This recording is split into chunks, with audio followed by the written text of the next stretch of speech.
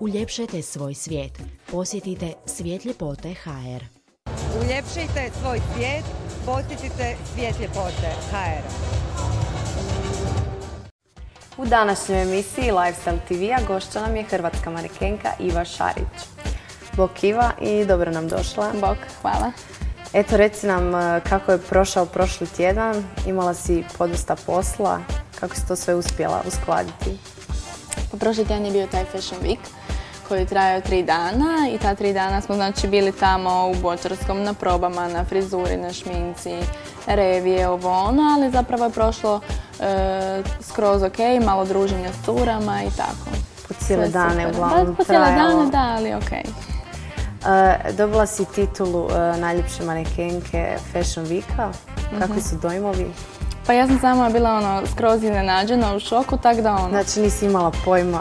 Pa znala sam da postoji, da se to bira svake godine i da svaka zapravo cura koja je tamo je u konkurenciji da bi mogla dobiti nešto, ali nisam uopće planirala da bi mene možda zapala ove godine, ali super, sve ok. Osim Fashion Weeka, ostali poslovi koje si radila možda u zadnje vrijeme ili možda ranije nešto veće? Pa pošto se već bavim dosta dugo ovim, negdje možda već 3-4 godine, radila sam i dosta toga. Što se tiče revija, manje više sve kod nas ovdje. Revija, ne znam, Women's Secret, sajam vjenčanja, Fashion Week, Cropperte, neke manje revijice za naše dizajnere, mlade. Znači, sama radiš, više nisi u niti jednoj agenciji? Pa radim di stignem zapravo. I sama i ovako s nekim. Misliš da je tako bolje ili da je bolje kada radiš samo sa jednom osobom? Pa kada radiš s nekim, znači s nekom agencijom, ti si pod nekim ugovorom i zapravo imaš sigurnost, neko stoji iza tebe. Znači što znači da će te dočekat zapravo uvijek neki posao, da ćeš imati isplaćene honorare i sve to. A kad si sam, zapravo se sam za sebe brineš, tako da tu uvijek može neko i preveslati nešto, tako da svako si bira sam.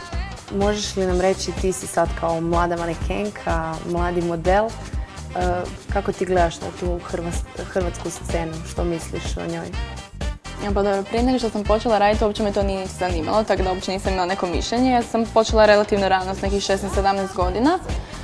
Tako da, što se tiče hrvatske modne scene, ja mislim da napreduje, to se vidi svakim novim Fashion Weekom i svakim novim Cropperte-om i Fashion HR-om i svim dalje manifestacijama. I mislim da nije pravilna slika, bar s moje strane, nisam se s tim stvarima uopće upoznala, da se slabo zarađuje, da su manekenke ovakve ili onakve. Jer ja moram reći za sebe da cure s kojima se ja družim i koje ja poznam da uopće nisu u takvom okruženju i što se honorara tiče da su ajmo reći, relativno ok i da se živjeti, mislim živjeti. Zaraditi si za sebe. Za sada dok studiraš još i to? Da, dok studiraš, normalno. Osim posla modela i ovo što trenutačno radiš, još i studiraš, na kojem si fakultetu, kako to sve nekako usklađuješ sa svim obavezama? Pa studiram na ekonomiji, završila sam sad tek prvu godinu, nažalost, ali ide. Usklađuje se sve zato što, kad se hoće i kad nešto želiš, to normalno da onda možeš sve i uskladiti. Ja nekako što više posla imam, ja se onda lakše to i organiziram i sve više, što sam više na faksu, više radim, što sam cijeli dan u pokretu, pa mi onako je lakše to organizirati. I brže prolazi vrijeme. Zanima me i kako se slažeš sa starijim kolegicama, sa curama koje su možda više u tome poslu. Da li imaš možda neku svjetsku poznatu manekenku koja ti je idol ili možda našu hrvatsku? Pa dobro, što se tiče idola baš nemam, ali onako ko mi je izgledom nešto prekrasno, to je Adriana Lima, mislim da se svi slažu sa mnom. Inače ne preferiram one mršavice, modele anoreksične i to visoke, meni su više žene. To svi nekako u zadnje vrijeme spominju. Da, to bi trebali zapravo spominjati svi. Lijepe žene sa 90, 60, 90 i... Baš je bila i humanitarna akcija u sklopu Fashion Weeka, povodom toga. Što misliš o tome? Da li bi se trebali možda više toga organizirati? Definitivno to podržavam i to zapravo prevladava kod nas. Kod nas nema takvih cura. Mislim, ima, ali u manjini. Trebalo bi tak svugdje biti, to je definitivno. A kako se slažeš sa ovim Starijim kolegicama? drugim curama? Pa ne znam, ja onak kao da imam nekak svoje društvo, svojih cura s kojima sam uvijek, tak da ono... S kojima si krenula? Da, uvijek nas par, zajedno smo i krenuli, stalno zajedno i radimo, tak da ono... Kakvi su ti planovi za budućnost, skoru budućnost? Jel misliš možda negdje u inozemstvo otići?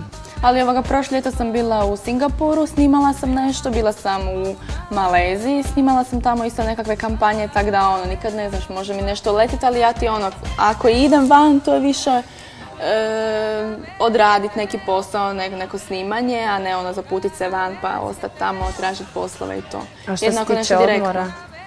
Što se tiče odmora, pa to ne znam. Vidit ćemo. Ne znaš još, ali planiraš na more da, planiram more, vjerovatno obiteljsku kuću. Tako da vidit ćemo još. Moram te pitati, sigurno će zanimati muški i ženski dio. Kako je tvoja ljubavna situacija? Da li si zaljubljena? Jesam zaljubljena. Znamo da si zaljubljena. Sretna i to je to. Znači muški dio ništa. Nema šanse. Ne. Od kad si u ovome poslu, sigurno si se mogla vidjeti u raznim časopisima. Da li si ravnodušna prema tome ili jedva čekaš da se vidiš u novinama? Pa znaš šta, kad sam tek počela, znači sa 16 godina, to mi sve bilo onako čudno i novo. I zapravo ja sam krenula raditi ne zato da me taj svijet zanima, nego zbog novaca. Ajde, zvali su me, ono, kad te sretnu na ulici, pa ajde, dođi tu, pa jedna agencija, pa druga, pa onda kreneš, pa počneš raditi, pa postaneš zapravo ovisan o tom poslu. Ali prvo je fora kao kad si Prvo je fora, da. Prvo ono kad se vidiš, ajme, vidi me mama, tata, baka, svi gledaju, a sad je to već ono postalo normalno. Kad se vidiš, to je to ono, već znaš manje više šta, di izlaziš, tak da ono. A tračevi? Na to uopće se ne baziram. Znači ne možete ništa izbaciti iz takta. Hvala ti Iva što si bila naš gost danas i još jednom čestitamo na najljepšoj manekenki Fashion Weeka i želimo ti još puno sreće na svim poljima u budućnosti. Hvala vama.